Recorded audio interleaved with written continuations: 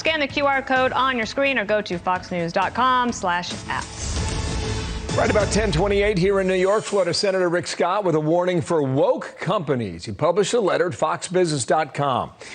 Dear woke corporate America, beware of the backlash that's coming. It turns out that power does corrupt, and you have become corrupt. Senator Scott's with me now. Good day to you, Senator. Thank you for your time. Go ahead and make your case, and I'll bring up a few other points.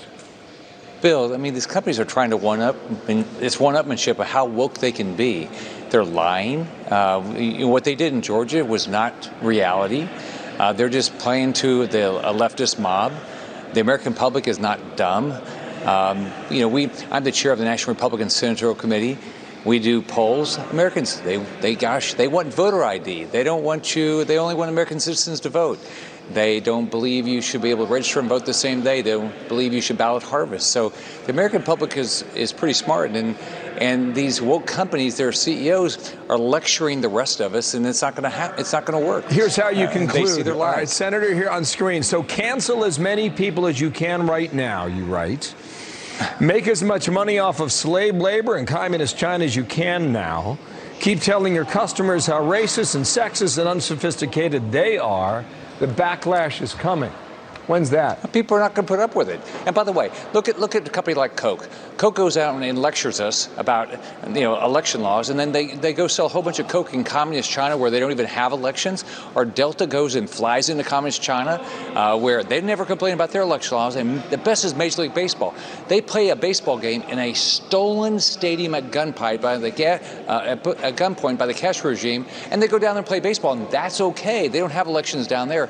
But here in America, you ask for an ID, you're a racist. No, you're not a racist. You're trying to make sure there's no fraud in an election. Then if you're a racist for asking for an ID, then every airline's a racist, every car rental company's a racist, every bank's a racist. No, we're not racist. We want to have an election that there's no fraud. That's what we want. We want a free and fair election. It's not fraud, it's not voter suppression. You say they're lying.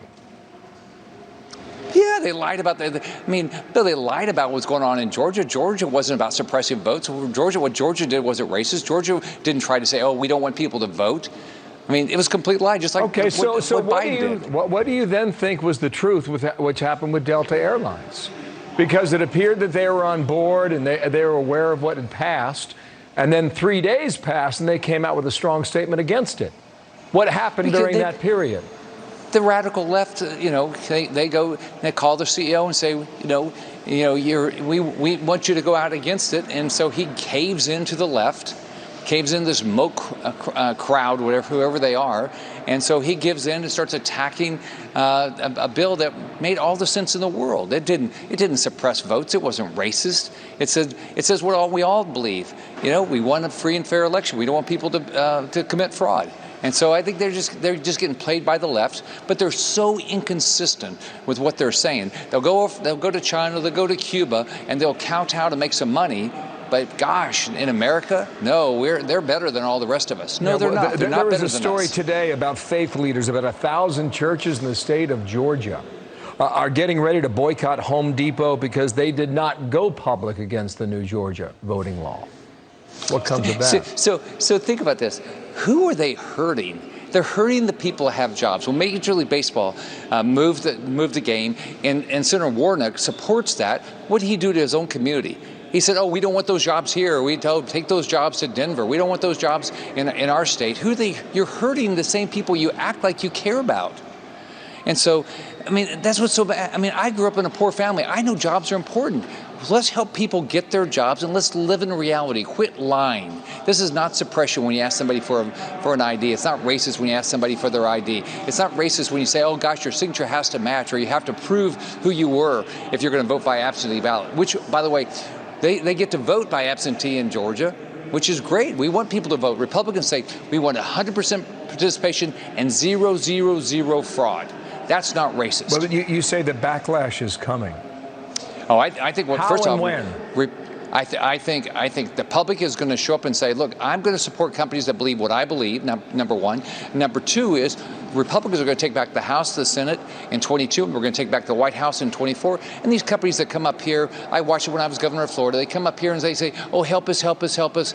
And there's all this corporate welfare. It's going away because Republicans we're fed up with the companies that come up here and beg us to help them with their corporate welfare. Like think about these airlines. How much money did we give the airline industry just last year in the CARES Act?